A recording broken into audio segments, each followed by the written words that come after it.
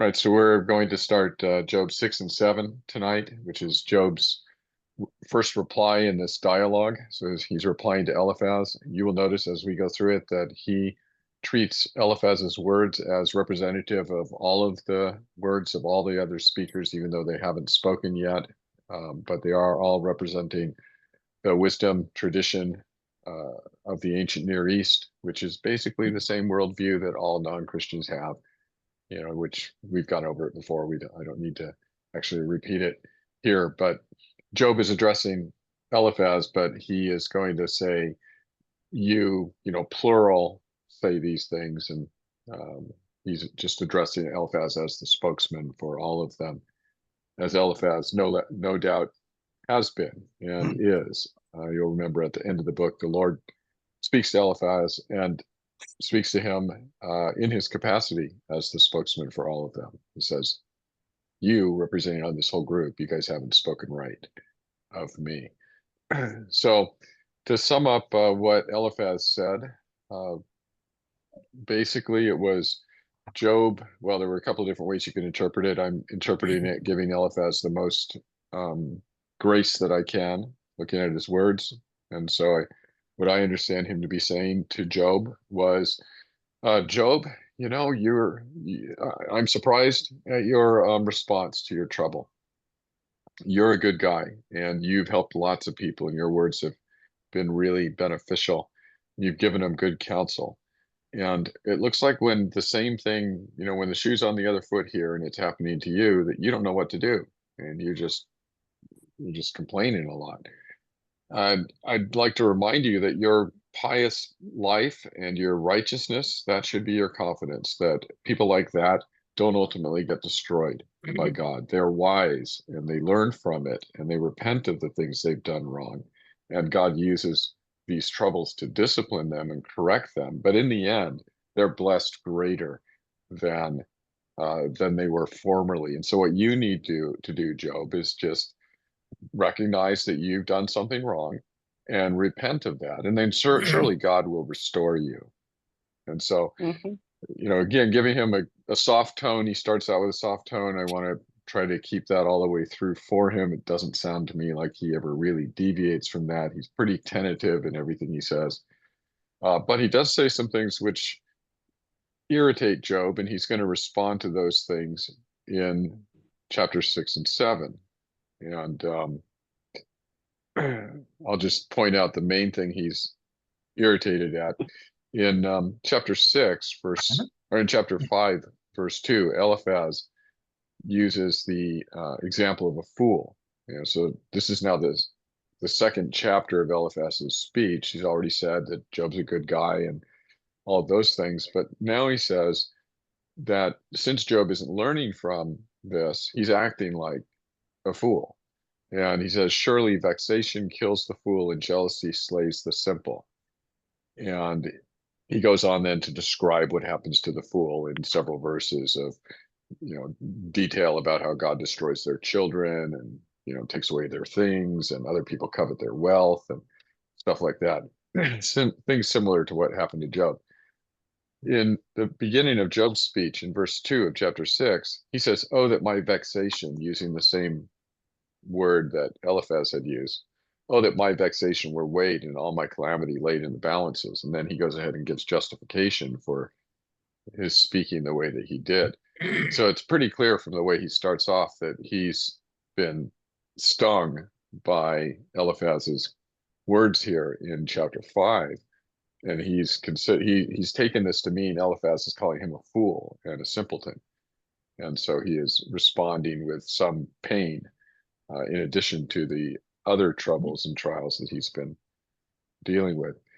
So I think it'd be best probably just to read the two chapters, 6 and 7, so we can hear all of Job's reply, and then we'll go through it slower. I have it broken up in my outline into 6 different parts, but other people divide it up in different ways. This is just the way I did it because it makes sense to me. Would somebody like to volunteer to read Job 6 and 7, or have the same reader do the whole thing? I can read. Okay, okay. Or I saw my mom put her hand up right before before you got your word in. Uh, She's saying it's okay Go now. ahead, Jane. It's okay, Don. You can do it. You're up, Don. All righty then. And what version are you reading from? Well, I have two open. I got the Net Bible and the NIV. You have a Okay. preference? Let's go with the Net Bible since it's more familiar to more people. Okay. Did I say Net? The NIV. Let's go with the NIV. That's the one I meant. Okay. Then Job replied, if only my anguish could be weighed and all my misery be placed on the scales. It would surely outweigh the sand of the seas. No wonder my words have been impetuous. The arrows of the Almighty are in me. My spirit drinks in their poison. God's terrors are marshaled against me. Does a wild donkey bray when it has grass? Or an ox bellow when it is fodder? Is tasteless food eaten without salt? Or is there any flavor in the sap of the mallow? I refuse to touch it, so such food makes me ill. Oh, that I might have my request, that God would grant what I hope for, that God would be willing to crush me, to let loose his hand and cut off my life. Then I would still have this consolation, my joy and unrelenting pain, that I had not denied the words of the Holy One. What strength do I have that I should still hope? What prospects that I should be patient? Do I have the strength of stone? Is my flesh bronze? Do I have any power to help myself? Now the success is driven from me. Anyone who withholds kindness from a friend forsakes the fear of the Almighty. But my brothers are as undependable as intermittent streams, as the streams that overflow when darkened by thawing ice and swollen with melting snow. But that stop flowing in the dry season, and in the heat vanish from their channels. Caravans turn aside from their routes. They go off into the wasteland and perish. The caravans of Tema look for water. The traveling merchants of Sheba look in hope. They are distressed because they have been confident. They arrive there only to be disappointed. Now you too have proved to be of no help. You see something dreadful and are afraid. Have I ever said, give something on my behalf? Pay a ransom for me from your wealth? Deliver me from the hand of the enemy. Rescue me from the clutches of the ruthless. Teach me and I will be quiet. Show me where I have been wrong. How painful are honest words. But what do your arguments prove? Do you mean to correct what I say and treat my desperate words as wind? You would even cast lots for the fatherless and barter away your friend. But now be so kind as to look at me. Would I lie to your face? Relent. Do not be unjust. Reconsider, for my integrity is at stake. Is there any wickedness on my lips? Can my mouth not discern malice? You want to pick up chapter 7, Jane? I'm reading from the ESV. Has not man a hard service on earth, and are not his days like the days of a hired hand? Like a slave who longs for the shadow, and like a hired hand who looks for his wages, so I am allotted months of emptiness, and nights of misery are apportioned to me. When I lie down, I say, when shall I arise? But the night is long, and I am full of tossing till the dawn. My flesh is clothed with worms and dirt, My skin hardens, then breaks out afresh. My days are swifter than a weaver's shuttle and come to their end without hope. Remember that my life is a breath. My eye will never again see good. The eye of him who sees me will behold me no more. While your eyes are on me, I shall be gone. As the cloud fades and vanishes, so he who goes down to Sheol does not come up. He returns no more to his house, nor does his place know him anymore. Therefore, I will not restrain my mouth. I will speak in the anguish of my spirit. I will complain in the bitterness of my soul. Am I the sea or a sea monster that you set a guard over me? When I say, my bed will comfort me, my couch will ease my complaint, then you scare me with dreams and terrify me with visions, so that I would choose strangling and death rather than my bones. I loathe my life. I would not live forever. Leave me alone, for my days are a breath. What is man, that you make so much of him, and that you set your heart on him? Visit him every morning and test him every moment. How long will you not look away from me, nor leave me alone till I swallow my spit? If I sin, what do I do to you, you watcher of mankind? Why have you made me your mark? Why have I become a burden to you? Why do you not pardon my transgression and take away my iniquity? For now I shall lie in the earth. You will seek me, but I shall not be.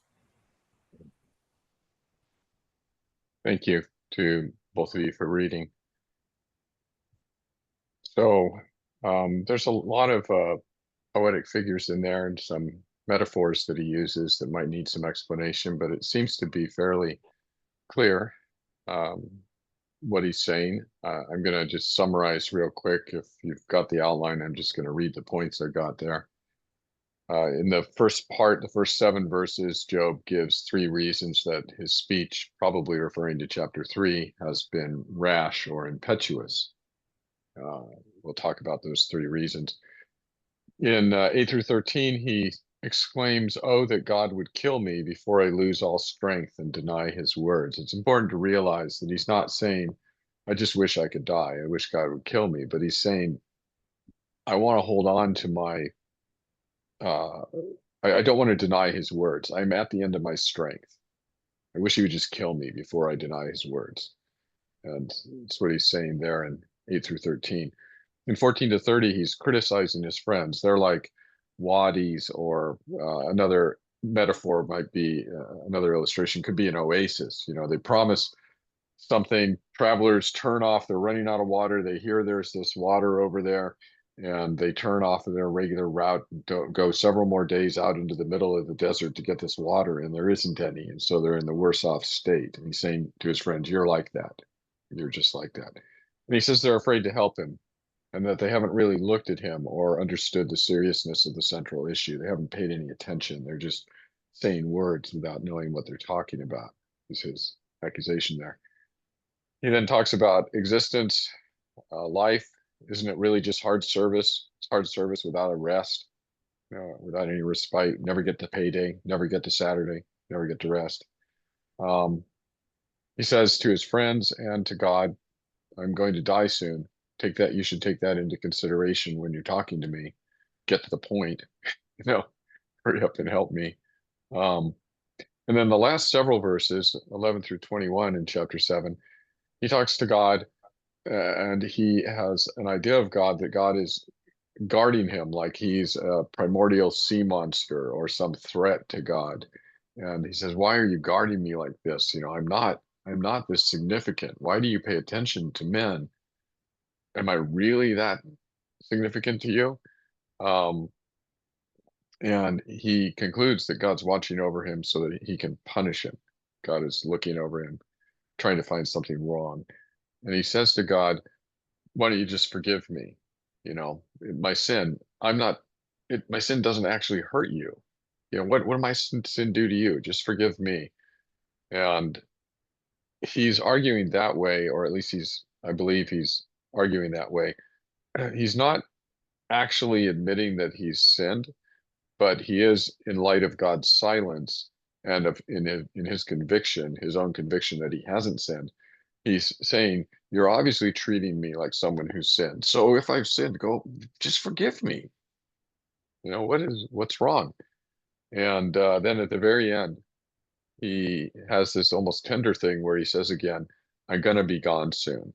And it's the way it's expressed in Hebrew. Apparently he is saying, you're going to miss me, God, when I'm gone. You're going to miss me. And so he's thinking back on his good relationship with the Lord. And there's indications in this speech here, despite the way it ends up, that he still thinks really highly of God. And we'll point those out as we go through. But this is basically the movement that's going on in the in chapters 6 and 7 there. Does anybody have any comments or questions at this point?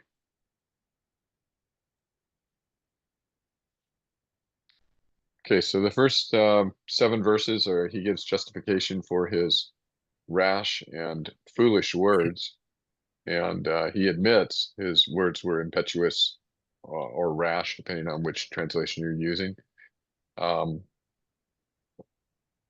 He says basically, well, I'll go ahead and read the verses again. Chapter 6, 1 through 7. Then Job answered and said, oh, that my vexation were weighed and all my calamity laid in the balances, for then it would be heavier than the sand of the sea. Therefore, my words have been rash. So the first thing he says is, the things that have happened to me, my pain, the grief and calamity that have come upon me are greater than, it's unimaginable how great they are. And so you should give me a little bit of leeway here if I say some things rashly. It's basically saying that. And then the second reason, for the arrows of the Almighty are in me. My spirit drinks in their poison. The terrors of God are arrayed against me. This is the most important reason, I think. It's God himself. It's God Almighty who is attacking Job, shooting him with poison arrows. So Job is saying, I've got this poison in me, this bitterness and this maybe resentfulness, this misunderstanding, this lack of understanding, but it's God who's doing this to me. And that's the most bitter thing. And so my words have been tempered with that as well, he's saying. And then the last thing, he gives a couple of metaphors, I guess. Does the wild donkey bray when he has grass, or the ox low over his fodder? The answer is no. If they're satisfied, if they've been given food to eat and it's good food that they like, then they're satisfied and they don't bray and they don't low, they don't, clamor for something else. Can that which is tasteless be eaten without salt, or is there any taste in the juice of the mallow? My appetite refuses to touch them. There is food that is loathsome to me. And commentators are divided over whether he's at this point saying, the words that I've received from you, Eliphaz, representative of all these of you, my 3 friends, that these words are tasteless. And a lot of commentators think that that's what Job is saying. I don't think he's saying that yet. I think he's given a third reason. And the third reason is the diet that I've been given for my life is, I hate it. It's totally loathsome to me. And he says that explicitly later on, where he says, my life is loathsome to me, right? And so the third reason that his words were rash is his life is loathsome to him. Now, to speak rashly is to speak, according to the Hebrew grammar or Hebrew definition here, is to stammer or to speak incoherently or carelessly, or to speak with defiant disregard of consequences, or in a hasty, foolhardy manner. I think that's what Eliphaz was accusing him of doing, of speaking with defiant disregard and hasty foolishness. And Job is responding, he's hurt, and he's saying, you don't understand the severity of my situation. This is what's actually going on, or at least that's what he's perceiving. So he's given 3 good, 3 reasons for his rash and foolish words. And I'd also like to say that if you skip ahead and look at chapter 6, verse 26, he says this about his words there, speaking to them. Now, and this is the part of the chapter where he's criticizing them for their words. He's saying, do you think that you can reprove words when the speech of a despairing man is wind? Well, he's the despairing man. He's saying, my speech is wind. It's the same word used in Ecclesiastes about striving after the wind, right? Vanity, striving after the wind. It means insubstantial, right? Without substance. It has no weight. It's not to be taken, as the complete picture. It might not even be accurate. And so Job is saying, you guys have been meddling with, you've been criticizing me for things that I said, but don't you know that a person in pain, his words don't carry the same weight that they do if a person is not in pain and in comfort and speaking level-headedly? Says, I've been in pain now for months, right? He's had months of sleepless nights, and he mentions that. And so he says of his own words, you've got to, give me some allowance here for a guy in pain, right? These words are insubstantial. So yeah, I might have said some things that sounded reckless, but that's what people do when they're hurt. So he's basically arguing like that. But I think that when he argues like that, he does admit that from a just listening to the words point of view, he said some things that are foolish, right? Not that he's saying, yes, they sounded foolish. They were rash. But this is why. So in verses 8 through 13, in the next section, he makes a request of God. And here I said it was important to realize what he's actually saying.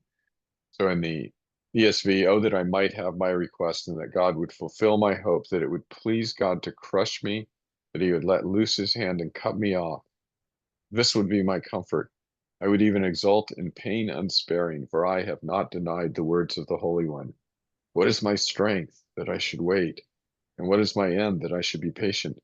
Is my strength the strength of stones, or is it my flesh bronze? Have I any help in me when resource is driven from me? So he's saying there, I'm not made of stone. I'm not made of bronze. I don't have ultimate, eternal or everlasting or strength. I don't have the, this is too much for me. And I wish it were over. And his main concern is expressed in verse 10, right? This would be my comfort. I would even exult in pain unsparing, for I have not denied the words of the Holy One. He says, the thing that is the most important to him is being true to what God has said and not denying the words of the Holy One. But he also says, I'm at the end of my strength. This is too much. I wish God would just kill me before I say something. I've said some things that were impetuous. I don't want to say something and deny God. And so he's saying that. You can see where his concern, the main concern here, is fidelity to God. And he calls God the Holy One, which is something we should remember, because it sounds like when you read the end of chapter 7 that he's accusing God of doing something wrong. But Job recognizes God as the Holy One. And what that means is that God doesn't do anything wrong, and Job knows it. Job recognizes that no matter what the appearance is, that that God is actually not doing anything wrong, and he has no blameworthy intention or thought towards Job. And so when Job says things that sound like he's accusing God of wrongdoing, he really accuses God and he really thinks those things in the moment, but his overriding acknowledgement of God is that he is the Holy One. And so it is the thing that has to be taken into account when we read Job here is that people in pain say things, they're not precise. Okay. They say they're more prone to say things that are, for lack of a better description, I guess, dramatic, more dramatically stated, overemphasize. things. And now Job is in a situation where his friends, he doesn't think they're listening to him, and so he's going to do this all the more. So that's yeah. I noticed in the ESV, I think in verse 10 there, I think the meaning is as you're saying, he's saying, I don't want to say something rash about God, but I'm losing my strength to kind of control myself. I think he's saying that, but the ESV brings out, or I think he's saying it in a humorous way in verse 10 there. He's saying, basically in verse 8, I wish that God would just decree that I die, right? And then he says in the NIV, then at least I would have this consolation that I could essentially agree with God's decree is kind of what he says. The NIV looks at it this way. Then I would still have this consolation that I have not denied the words of the Holy One. In other words, he's playing out like, hey, God decrees that you are to die now.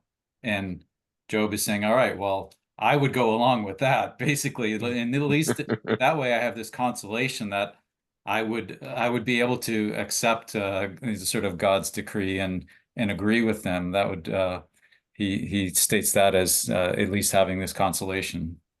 Yeah, exactly right. He's going, that would be the right. I would totally go along with that program. No argument from me there. Yeah. He's saying that would shut me up, basically. Yeah. So he's also one of the things he's doing here too. He talked about the ox and the donkey having appropriate food and all that, and he says, the thing that he thinks he needs is for God to kill him, right? That would be the appropriate food that God would give to him. So he's following along with that. But I noticed that what he says there in verse 10 is similar to what he says a little bit later in Job 13:15. He says to Zophar, or he says, he's talking to Zophar, and he says, even if he, that is God, even if he kills me, I will hope in him. And this is what he's expressing here, right? It's exactly the same thing. And then in 23:12, when he's speaking to Eliphaz at the very end of these dialogues, he says, I have not departed from the commands of his lips. I have treasured the words of his mouth more than my daily food. So these are two things that are really important to him, and he brings them up more than once in the dialogues, that he's going to hope in God, whatever God does to him, and he's going to not violate God's words. He's going to treasure them, and they are going to be the things that give him strength. That's what it means to have it more than his daily food, right? So he doesn't understand what's happening, but he knows what God has said, and he knows who God is, and so he's going to hold on to those things. And he's going to say, I had my integrity at the beginning, I have my integrity now. I'm still going to hold on to God is good, and I'm going to hold on to that, So, and that I am a servant of God, and I will obey him and do what is right. Now, his pain and circumstances here are, at the end, he's going to need to repent of some things. But he does, I think, hold on to those two convictions all the way through. And he never denies God. And God is holy all the way through to Job. So something good to think about. So in 14 through 30, so 14 to the end of chapter 1, Job criticizes his friends. It's also important to notice he calls them brothers in verse 15. He calls them brothers. My brothers are treacherous. He says that, but he says my brothers. I mentioned the wadi or the oasis. That actually is down here. I don't know why I thought it was earlier. But so 14 to 30, he's going to criticize them. Before we get into that, though, I want to look at verse 14, there's a translation. There's a question about how it should be translated. I don't know what the answer is, but I thought I'd make you aware of the options that. So in the ESV, verse 14 says, "He who withholds kindness from a friend forsakes the fear of the Almighty." So what that means, so what that would mean in the context of this conversation is Job is saying, you have withheld kindness from me. You have forsaken the fear of the Almighty. That's what that would mean, right? The NIV is very close. Anyone who withholds kindness from a friend forsakes the fear of the Almighty. Very close to that. Same meaning. The Holman, if Gary was here with us tonight, he would have the Holman Christian Study Bible or Standard Bible. That one says, a despairing man should receive loyalty from his friends, even if he abandons the fear of the Almighty. So what that means is, Job is saying to his friends, whatever you think of me, even if you think I've abandoned the fear of the Almighty, you owe me loyalty because you claim to be my friend. Right. So it's very different, right, from the way the ESV understands it. The New American Standard, Catherine uses, for the despairing man, there should be kindness from his friend, so that he does not forsake the fear of the Almighty. This one says, you should be kind to me so that I don't forsake the fear of the Almighty. So we have three different emphasis, right? Three different ways. Now, the ESV has got the one which is accusatory, right? Job is accusing his friends of forsaking the fear of the Almighty in the ESV translation. I'm not sure exactly which way is the best way to understand the passage or that particular verse. I think each of those three fits in the context of what's going on here.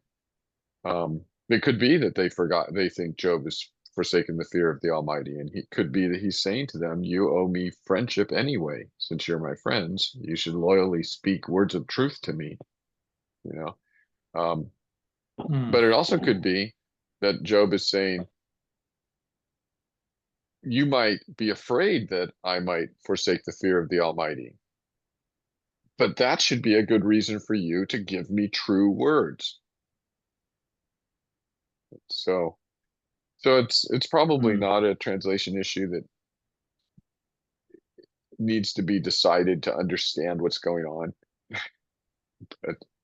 But I think it does that latter idea does comport with what Job has just said as his concern, that he is going to say something where he's essentially forsaking the fear of the Lord.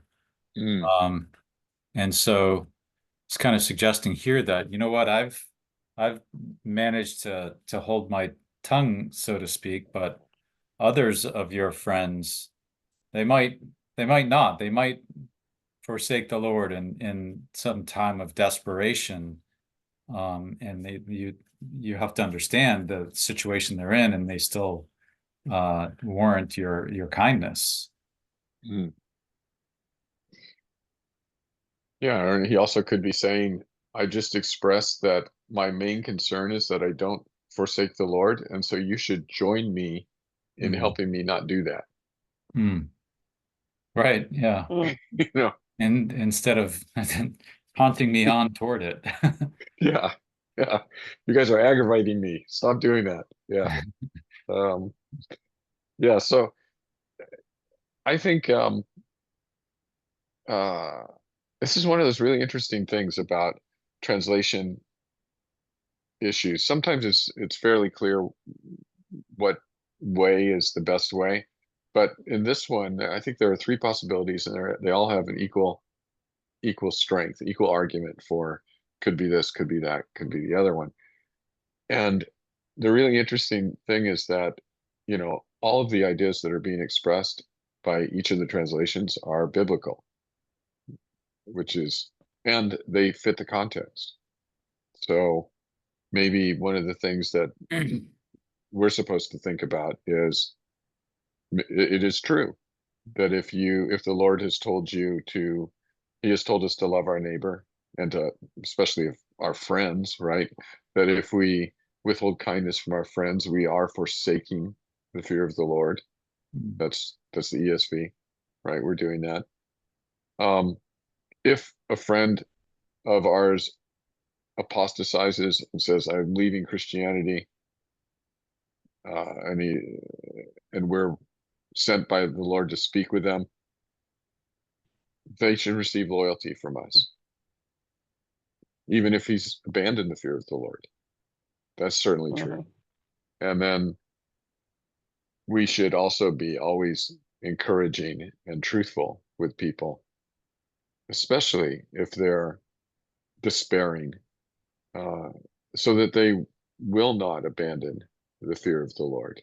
But so, which means we should encourage them to follow the Lord. So all of those things are true, and they're all useful for us to think about when we're talking to others and ministering to others. May I ask you a question?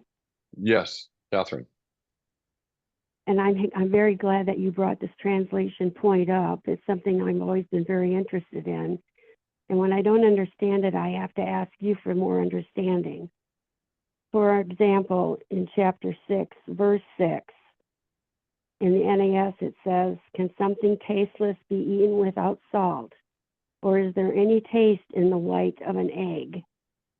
And then in another one is in chapter 7, verse 20, which Jane read. And Jane, was it out of the ESV that you read? Yes. Yes. Okay. My version says in verse 20, have I sinned? What have I done to thee, O watcher of men? Why hast thou set me as thy target, so that I am a burden to myself? That sounded very different in the ESV. So it's obviously, as you've been teaching us, a difference in translation.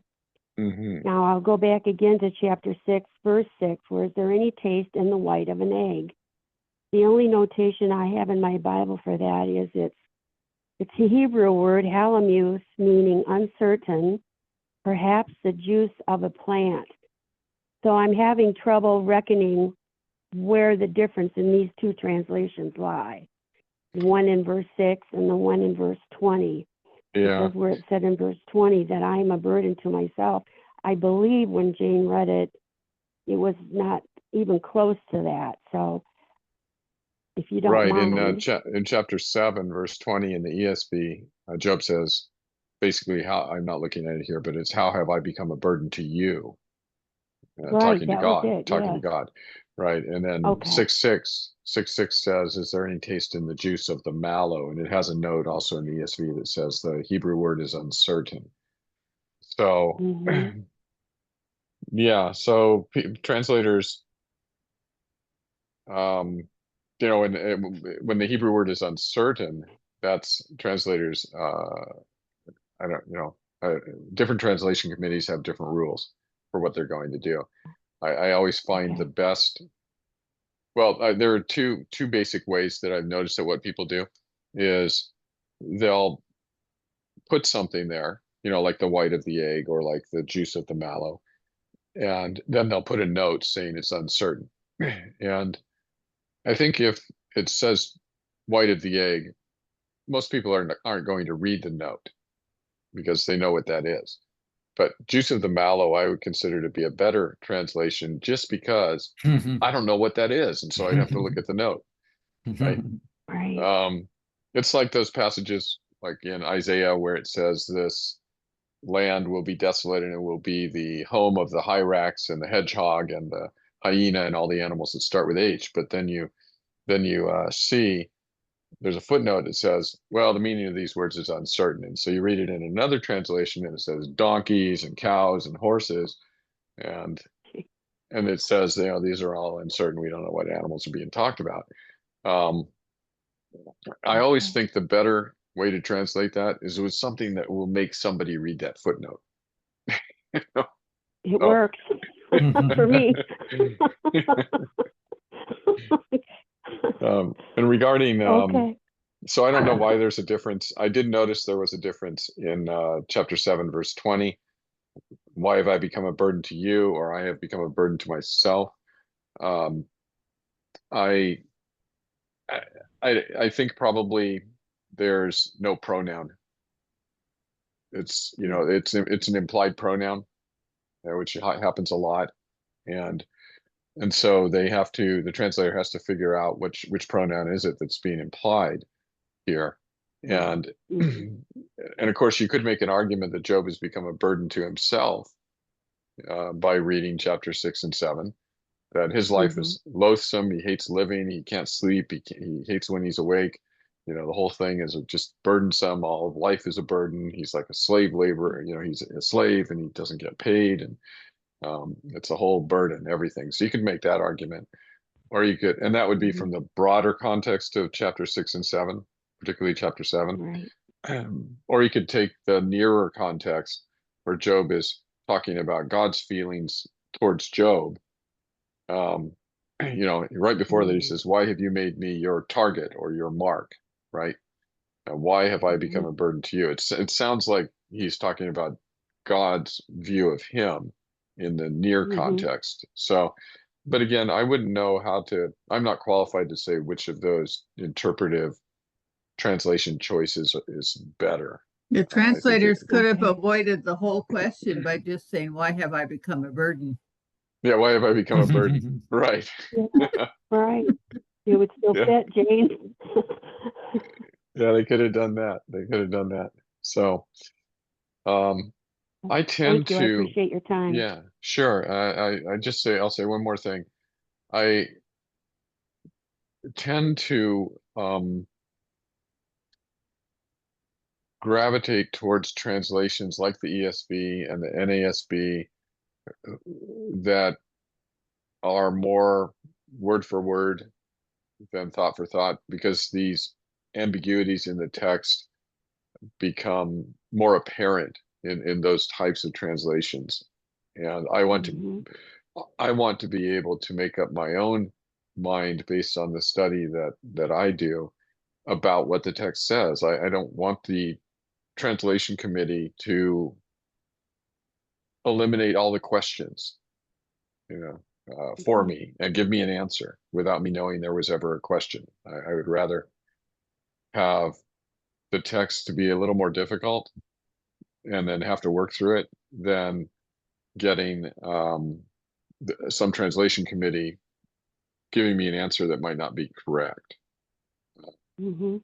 So, I'm not saying anything about the NIV or any other translation like that. I'm just saying, in general, I'd rather be confronted with a question than given an answer, which is one of 6 answers that could be given. Yeah. Right. Thank you. Thank you. Yeah. That's very So helpful. good. Um, so in 621, so I already talked about the Wadi, so I don't need to say that again. So 621 to 27, um, Job says that they are afraid to help, and he says he submits himself basically to them, provided they're going to give him good help, right? So in 21, he says, um, "For you have now become nothing. You see my calamity and are afraid." What he means there is they have seen him. You know, remember in chapter 2, when they first arrive, they don't recognize him. The picture of him in chapter 2 is they're shocked. They sit down in shocked silence for 7 days in his presence. They don't recognize him. They weren't expecting that at all. And Job concludes his argument, or his implication here, verse 21 is, you think I'm under the wrath of God, and so you don't want to say things that are helpful to me, because who wants to fight against God? If God is determined to punish me, why would you want to help me? Right? That's the basic argument. And he's saying you're afraid. He's accusing them of doing this. And then in 22, he's he says, "Look, I never asked anything from you, right? Have I said, make me a gift, or from your wealth offer a bribe for me, or deliver me from the adversary's hand, or redeem me from the hand of the ruthless?" He said, "I've never asked anything of you." Then he says, 24, teach me, and I will be silent. Make me understand how I've gone astray. So he's saying to them there, he's not just expressing that. I mean, he's not actually saying, I know I've done something wrong. Tell me what it is. He's not saying that. He's saying, you have failed to tell me what I've done wrong. You need to be specific. You can't just say, oh, this is discipline. God is punishing you for something you did. What was it that I did that God is punishing me for? Right? He's coming back at them like that. Then he says, how forceful are upright words? Contrasting upright words with what they've said. But what does your reproof reprove? Do you think that you can reprove words when the speech of a despairing man is wind? So we've already talked about that. He's saying, he's basically saying, oh, so your words reproved the wind. Nothing, insubstantial, without weight. Your words are totally unhelpful, is what he's saying. He even says you would, verse 27, you would even cast lots over the fatherless and bargain over your friend. This is it's a pretty strong description of somebody of a low character. He's saying you would sit there and have an intellectual discussion about words, even at the cost of your friend or the fatherless. You would endanger or injure the weakest in society by your inattention to the real issues. So then in 28 through 30, he says, but now be pleased to look at me, for I will not lie to your face. Please turn, let no injustice be done. Turn now, my vindication is at stake. Is there any injustice on my tongue? Cannot my palate discern the cause of calamity? So he's saying here, pay attention to me. Just look at me. You've been here. You haven't really listened. You haven't seen the situation that I'm in. Address me. Don't just give me platitudes or your own religious philosophy, which is what Eliphaz basically has done. Say, no, address me, an actual person who's in actual situation here, in actual pain. In verse 29, he says in the ESV, please turn, let no injustice be done. And then he says this, turn now, my vindication is at stake. He's saying, look, this is what it's about. This is the seriousness of the situation. My vindication. The ESV uses vindication. The NIV has integrity. Integrity reminds us of the earlier times in Job when integrity came up. It's not actually the same word that's being used in those passages. It's actually the word for righteousness that's being used, which is the word for vindication. And Job is saying, my rightness before God is at stake. My being right, that I did not cause this. It's my rightness that's at stake. It's not some philosophy of pain or trouble, or it's not your views of innocence and justice, but what's actually at stake is my standing before God. Says this is the thing. So there's several verses that I meant to put in if you have the outline, I've got them printed there, but so several verses that use the same word here and the same idea in Job. It's actually a very important word in the book of Job. 17 of the 41 Old Testament uses of this word are in Job. So that's, over a third of all the uses in the Old Testament are in the book of Job, and they're in the speeches of Job. So the first time, or one of the significant times we see it, and I've listed maybe 9 significant places, chapter 4, verse 7. The Eliphaz, remember, after the really long introduction about the really important thing he's going to say, quotes the demon as saying, Can mortal man be in the right before God? Can a man be pure before his maker? It's the same word there. Can he be right? Can he maintain rightness? Job is saying, this is what this is all about. It's about my rightness before God. In chapter 9, verse 2, Job might be sarcastic in his first line. He says, truly, I know that it is so. I think he might be being sarcastic there. But then he says, but how can a man be in the right before God? Important question.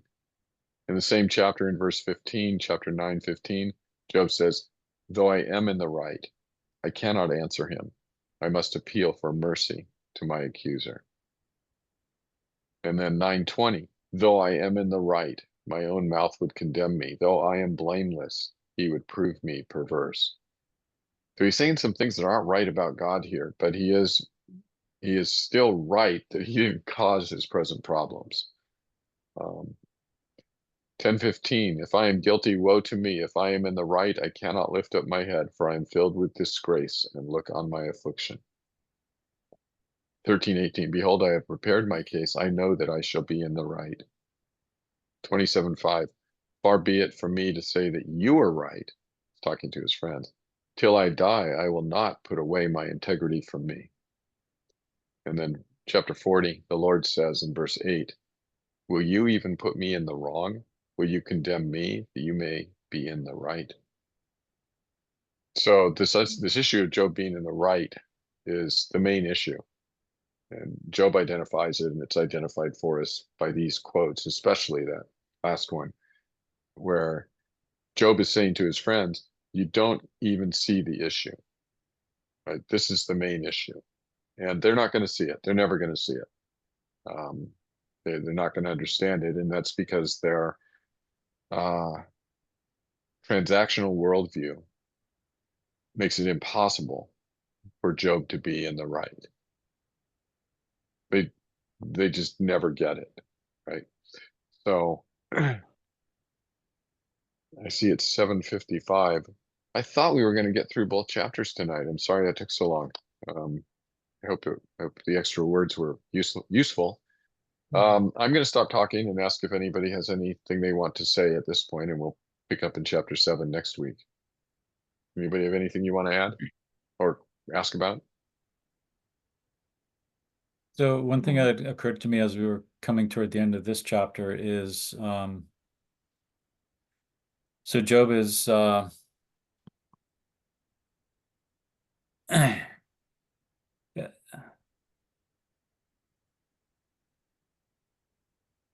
don't know if he's looking for, I don't know if he's looking for an answer from them, but he's rejecting their answers and basically pointing out how unhelpful or not valid they are. And he's poking away at them. I don't know if he's doing this knowingly, but it almost seems like he's trying to prompt them to say basically, I don't know. We don't know. Like there is no answer to this. We don't have an answer. And we can't understand this, right? Mm-hmm. Which is sort of how the book ends, essentially, with Job's understanding of this is beyond our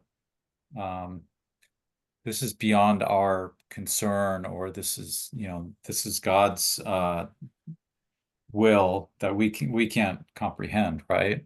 Mm-hmm. And so part of the difficulty of the repetition of this back and forth between Job and his friends here is to show that these people of wisdom can never admit that they don't know something, and they're always going to try to have an answer. And like in that case, they're sort of overstepping or not having a fear of God, and to presume that they can understand all of God's ways. Mm-hmm. So yeah, that was one it's of a the very like faint kind of hint at what I'm seeing here of this coming. And I don't think maybe even Job doesn't even understand what he's pressing at. He's trying to press them to admit that they don't know. There's something that he's confronted with that in all their wisdom they can't actually explain. yeah, it obviously doesn't fit their paradigm, Hmm. right? And the choice that a person has always, when your worldview is, when there's a cognitive dissonance, right, between what you're seeing and what you're thinking, is you can change your worldview or you can deny what you're seeing. Hmm. And they continually just do the latter. They're going to make the world be the way they think it is, Hmm. despite the facts. And yeah, you're right. If they would do what Job is saying, if they would actually look at him and understand the situation, then they would have to admit that sometimes people suffer for not because they did something. There are innocent sufferers. There's innocent Hmm. suffering in the world. They should have been able to admit that from their own life. Just Yeah, I realize look at there's nothing they can say to resolve and comfort him, or to give him understanding of what's going on. All they can do is comfort him. yeah, they can say, we don't know why this happened, but we're here for you. Hmm. But instead they're trying to they're thinking the best thing that'll help him is if he confesses his sin. And so we just got to get him to confess his sin. And I think after, maybe that's the first thought, and that thought is quickly evaporates right in Hmm. their minds, and it becomes this battle of worldviews. Hmm. There's people that believe like we believe, and everybody else is crazy. And Job is Hmm. going off into crazy, Hmm. and we got to stop him, right? That kind It, of thing. it's funny, as men of wisdom, they probably see this as like, okay, this is like our greatest opportunity here. That's finally we have something difficult to deal with and really test our powers of wisdom, and they go all out, right? Mhm. Whereas if they were wise, they would realize, okay, well, we're wise about a lot of things, but this is beyond what we can handle, and they should. That's the one case where they should drop their wisdom and deal with them as a suffering person. Yeah. Yeah, it comes down to the basis of their wisdom, right? So I Hmm. know it's probably past time, 8 o'clock. So I do have 30 seconds or so. Um, but it's the authority, right? So they have a worldview that says all things happen, but that when bad things happen to you, it's because you did something. This is a just world, and that's because God is just. And then you say, how do you know that that's how the world works? And there's only two answers that can be given. God told me, or I made it up, right? Those are basically the only two answers. And they would go with the second answer. They don't have divine revelation on that. Job, who also doesn't have divine revelation on that, turns out doesn't believe that. He's like, well, I don't know. Obviously, in my experience, that's not my experience. Um, there must be something about this justice thing that I don't get. Uh, so it comes down to pride and authority. At the end of the day, it's, why do they think the world's like that? Because they decided they think the world's like that, right? They don't have any divine revelation on that. Instead of going, where God is silent, we cannot guess. They've said, where God is silent, that means we're supposed to fill in the blanks. So that's a dangerous position. Hmm. So, all right, I'm going to stop the recording here.